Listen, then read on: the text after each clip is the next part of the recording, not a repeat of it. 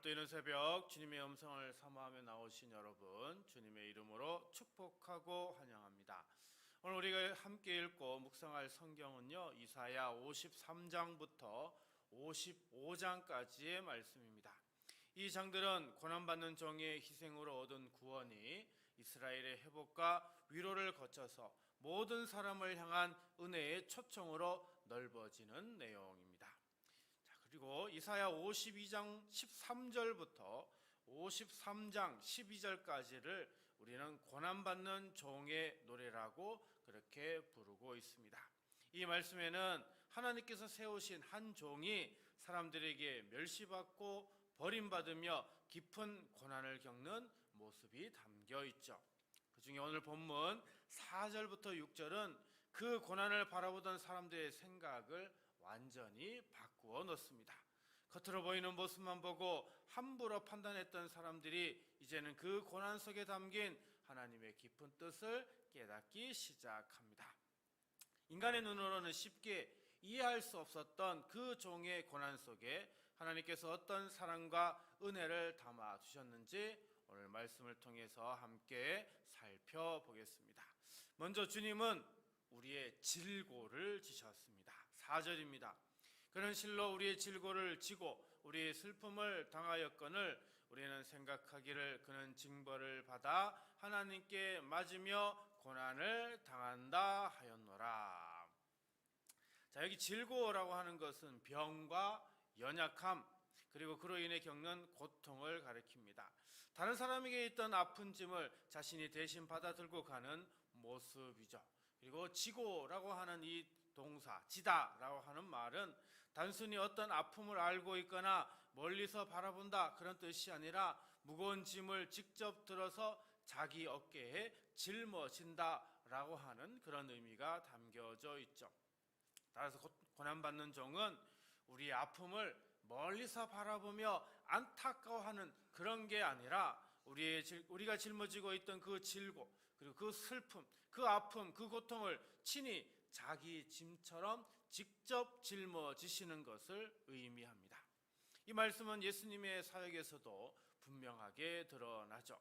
마태복음 8장 17절 말씀에 우리의 연약한 것을 친히 담당하시고 병을 짊어지셨도다 이렇게 말씀을 하죠.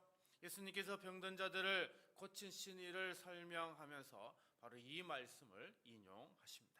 예수님은 아픈 사람을 절대 외면하지 않으셨습니다. 울고 있는 사람 곁에 서셨고요. 병든 사람에게 손을 내미셨고요. 고통받는 이들의 신음에 귀를 기울이셨습니다. 우리도 살아가다 보면 남에게 다 말하지 못하는 질고와 슬픔을 가슴에 품을 때가 있습니다. 몸에 아픔이 있을 수 있고요. 가정의 문제와 자녀의 걱정이 있을 수 있고요. 경제적인 어려움이나 사람에게 받은 상처가 있을 수도 있습니다. 그러나 오늘 말씀은 분명히 말씀합니다. 주님은 우리가 다 설명하지 못해도 우리의 형편을 아시며 우리가 감당하기 벅찬 짐까지 친히 짊어지시는 분이시라고요. 그러므로 사랑하는 성도 여러분, 오늘 이 새벽에 무거운 짐을 혼자 붙들고 애태우지 마시고 우리의 질고를 지신 주님께 모두 맡기시는 그런 시간이 되시기를 바랍니다. 주님, 아무에게도 말하지 못한 아픔과 걱정까지 아시는 주님을 믿고 모든 무거운 짐을 맡기게 하시며 우리의 질고와 슬픔을 친히 짊어지신 은혜를 의지하여 낙심하지 않고 믿음과 평안으로 오늘 하루를 살아가게 하소서. 우리의 모든 아픔을 아시고 친히 짊어지시는 주님의 은혜가 오늘 하루 우리 성도들의 삶과 가정 가운데 충만하시기를 주님의 이름으로 축복합니다. 두 번째로 주님은 우리의 죄로 상하셨습니다. 5절입니다. 그가 찔림은 우리의 허물 때문이요 그가 상함은 우리의 죄악 때문이라. 그가 징계를 받음으로 우리는 평화를 누리고 그가 채찍에 맞음으로 우리는 나음을 받았도다. 여기 상함이라고 하는 단어 나오는데요, 단순히 조금 다치거나 마음이 아픈 정도가 아니고요, 무거운 힘에 눌려서 형체를 알아보지 못할 정도로 으스러지고 부서지는 것을 의미하는 것이 바로 메두카 상함이다라고 하는 겁니다. 그래서 이사야가 말하는 종의 고난은요, 정말 가벼운 고통이 아닙니다. 우리의 죄 때문에 그가 깊이 짓눌리고 완전히 부스러지고 무너졌다라고 하는 것을 의미합니다. 근데 이 5절 말씀을 자세히 보면요, 우리의라는 말, 그리고 그가라고 하는 이 말이 계속해서 서로 마주보며 나오는 걸 볼 수가 있습니다. 우리의 허물 때문에 그가 찔렸고 우리의 죄악 때문에 그가 상했다라고 합니다. 우리가 받아야 할 죄의 결과를 다 그가 대신 받으셨다라고 하는 거죠. 이것이 바로 뭡니까? 십자가의 은혜입니다. 예수님은 죄가 없으셨지만 우리의 죄를 담당하시기 위해서 이 모든 고난을 받으셨다라고 하는 겁니다. 그런데 본문은 그 고난으로 끝나지 않죠. 5절 끝에 보니까 그가 징계를 받음으로 우리는 평화를 누리고 그가 채찍에 맞음으로 우리는 나음을 받았도다, 이렇게 말씀하고 있습니다. 그분의 고난이 우리에게 평화를 가져왔고요, 그가 받은 상처가 우리에게 회복의 길을 열어주셨다라고 하는 겁니다. 우리가 하나님과 화목할 수 있는 것은 우리의 선함이나 또 잘난 공로 때문이 아니라 주님께서 우리를 대신하여 죄의 값을 치르셨기 때문이다라는 거죠. 그러므로 십자가를 바라볼 때 먼저 다른 사람의 잘못을 떠올리지 마십시오. 내가 무엇을 잘못했는가를 말씀 앞에서 솔직하게 돌아보아야 하는 겁니다. 이 시간 여러분, 죄를 숨기지 마시고 주님께 고백하며 용서받은 사람답게 살아가는 이 시간이 되시길 바랍니다. 주님, 우리의 허물과 죄악 때문에 주님께서 상하셨음을 마음 깊이 깨닫게 하시고 십자가의 은혜를 가볍게 여기지 않으며 날마다 죄를 회개하고 하나님과의 평화를 누리는 믿음의 삶을 살아가게 하소서. 우리를 위해 상하시고 하나님과의 평화를 이루신 주님의 그 은혜가 우리 성도님들의 심령과 삶 가운데 충만하시기를 주님의 이름으로 축복합니다. 마지막으로 주님은 우리의 죄악을 담당하셨습니다. 6절입니다. 우리는 다 양 같아서 그릇 행하여 각기 제 길로 갔거늘 여호와께서는 우리 모두의 죄악을 그에게 담당시키셨도다.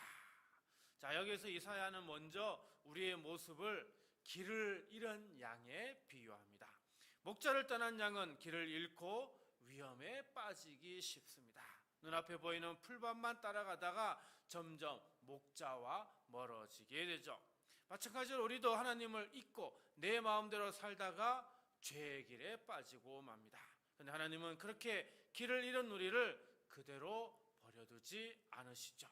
6절 후반에 뭐라고요? 여호와께서는 우리 모두의 죄악을 그에게 담당시키셨도다 라고 말씀합니다.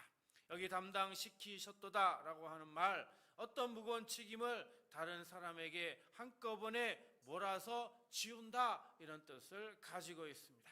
그래서 중요한 것은 이 말씀의 주어가 여호와 하나님이라는 사실입니다. 우리가 짊어져야 할 죄악의 책임을 하나님께서 그 종에게 모두 지우셨다라고 하는 겁니다. 그리고 또한 본문은 우리 모두의 죄악이라고 이렇게 강조하고 있습니다. 많이 배운 사람이나 적게 배운 사람이나 부유한 사람이나 가난한 사람을 구별하지 않습니다. 그래서 십자가 앞에서는 누구도 자기 잘난 체를 할 수가 없죠. 우리가 구원받은 것은 우리가 남보다 나아서가 아니라 주님께서 우리의 죄를 대신 담당하셨기 때문입니다. 그러므로 오늘 우리는 내 삶의 길을 다시 살펴보아야 합니다. 그리고 다시 주님께로 돌아와야 합니다. 우리가 아무리 멀리 갔어도 돌아갈 길은 환하게 열려 있습니다.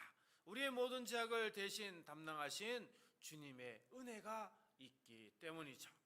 주님, 양처럼 그릇 행하여 제 길을 고집했던 모습을 정직하게 돌아보게 하시고 우리의 모든 죄악을 대신 담당하신 주님의 크신 은혜를 굳게 믿으며 죄를 버리고 주님이 기뻐하시는 말씀의 길을 끝까지 걸어가게 하소서. 오늘도 자기 길을 내려놓고 말씀을 따라 걸으며 용서받은 은혜 안에서 새롭게 살아가는 우리 모든 성도님들 되시길 주님의 이름으로 축원합니다. 오늘 말씀을 생각하며 다음 세 가지를 놓고 기도하겠습니다. 주님, 우리의 질고와 슬픔을 친히 짊어지신 주님께 무거운 모든 짐을 온전히 내려놓게 하소서. 우리의 허물과 죄악 때문에 상하신 주님을 기억하며 날마다 진실하게 회개하게 하소서. 우리의 길을 고집하던 삶을 버리고 주님이 기뻐하시는 말씀의 길을 끝까지 걸어가게 하소서. 이 세 가지 기도 제목으로 우리 함께 기도하고요, 주기도문으로 마치도록 하겠습니다. 기도합니다. 걸어가신 하나님 아버지, 우리의 질고와 슬픔을 친히 짊어지신 주님께 우리 성도들이 지고 있는 무거운 모든 짐을 온전히 내려놓게 하옵소서. 몸의 연약함과 마음의 근심과 말 못할 아픔까지도 주님께서 이미 아시고 짊어지셨음을 믿게 하시고 혼자 애쓰며 그 짐을 붙들고 씨름하지 않게 하여 주옵소서. 주님, 우리의 허물과 죄악 때문에 상하신 주님을 기억하며 날마다 진실하게 회개하는 우리 성도들이 되게 하여 주옵소서.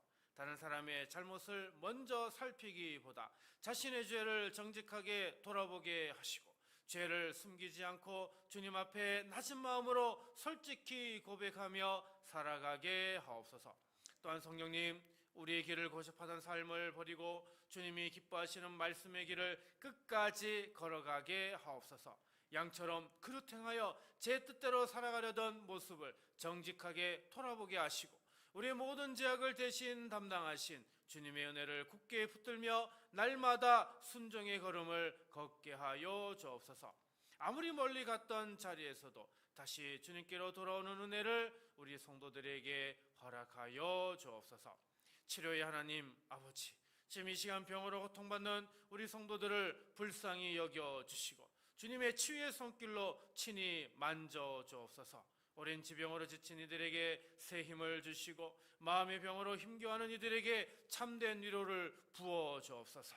우리를 위해 채찍에 맞으신 주님의 은혜를 의지하여 몸과 마음이 온전히 회복되는 역사가 속히 일어나게 하여 주옵소서. 아버지 하나님, 이 새벽 잠을 이기고 나온 우리 성도들의 가정, 자녀, 일터 위에 주님의 크신 은혜와 평강이 함께하게 하여 주시고 오늘 하루도 주님을 의지하며 승리하는 삶을 살아가게 하여 주옵소서. 우리 주 예수 그리스도의 이름으로 축복하며 간절히 기도하옵나이다.